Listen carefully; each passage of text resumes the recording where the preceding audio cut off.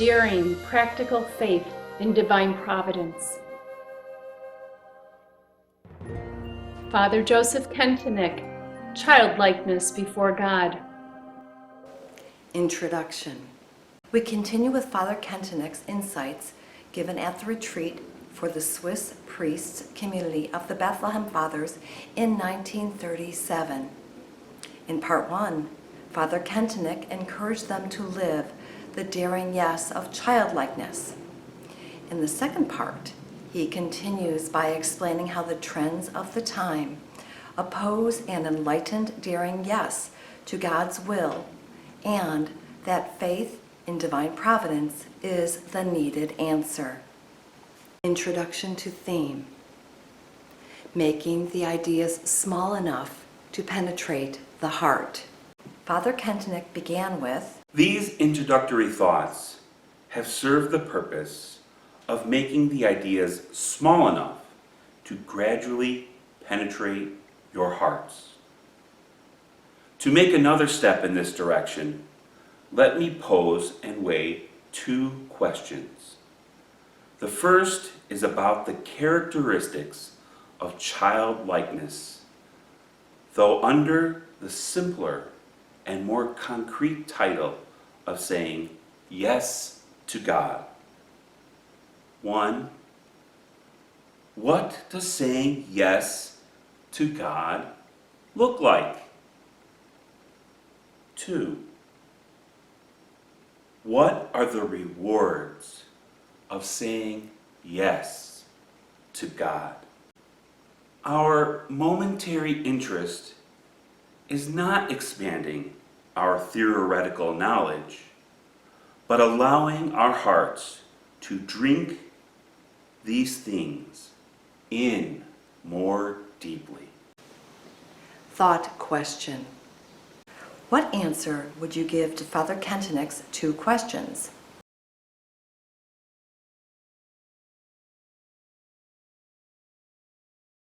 The characteristics of saying yes to God.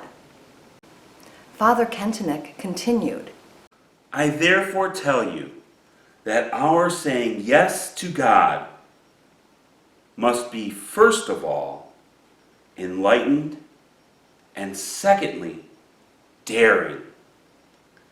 I ask you to first place your ear to the ground of the times.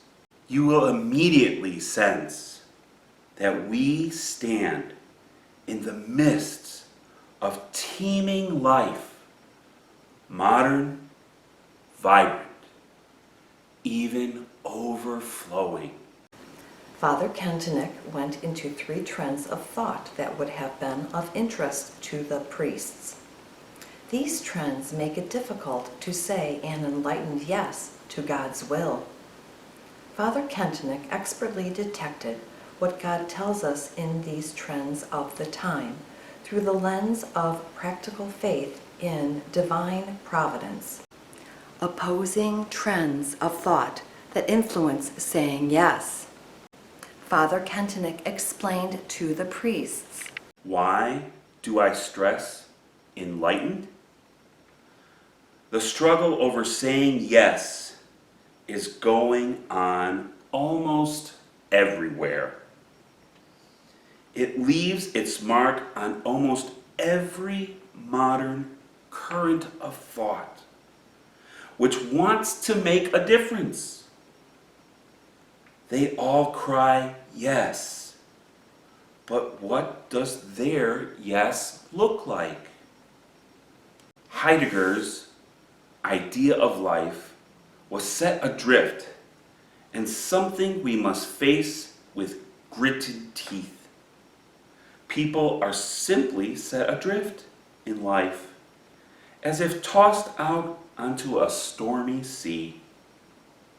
What is the implied imperative? I must say my yes with determination. What kind of a yes is it? A blind yes, not knowing its source or its final end.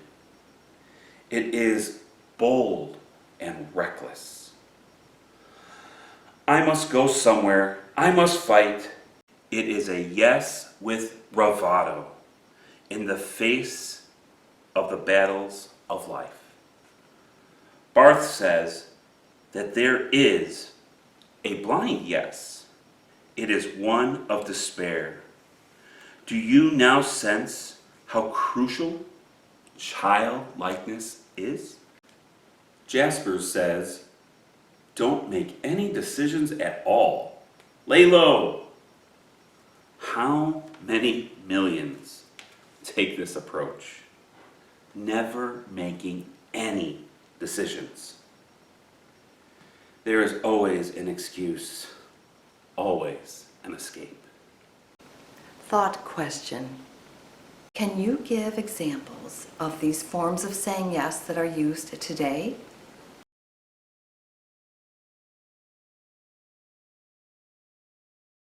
The effect of the trends of the time in our lives.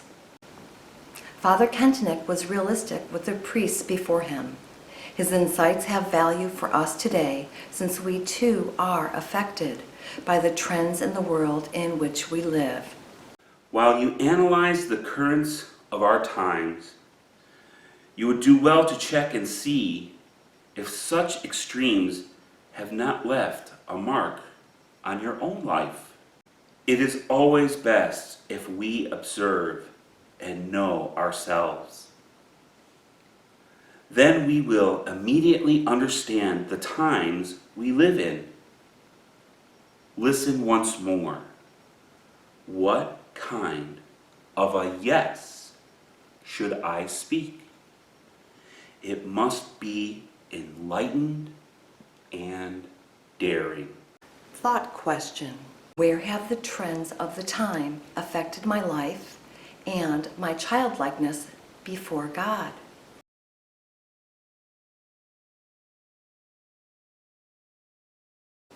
Bright dark of the yes given in faith. Father Kentenich, after showing the trends of the time, gave a contrasting answer.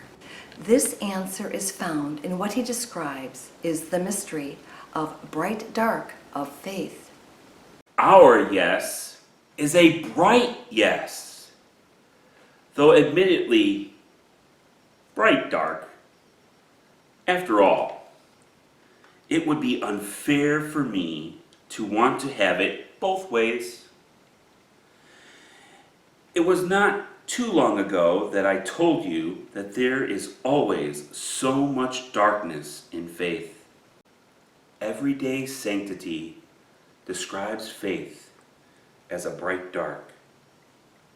Even the mysteries opened to us by dogma are always enshrouded in a bright dark or half dark. Those who influence the trends of our times offer a yes that is blind. Ours is bright or bright dark. Their faith is reckless. Ours is daring. We do not speak a yes which despairs, but rather one which is joyful and daring, even if it is surrounded by much darkness. Thought question. Why does bright dark of faith lead to joy and daring, and not to despair? Give an example.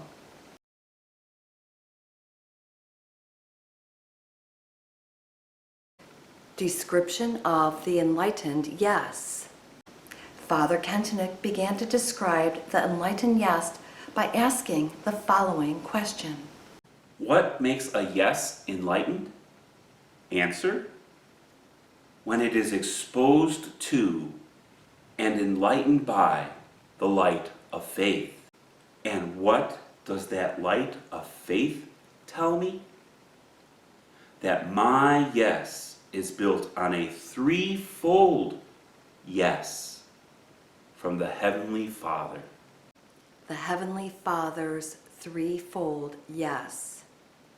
Father Kentenich unfolded 3 qualities of the Father's yes. For me to say yes, the Father must have spoken his yes first.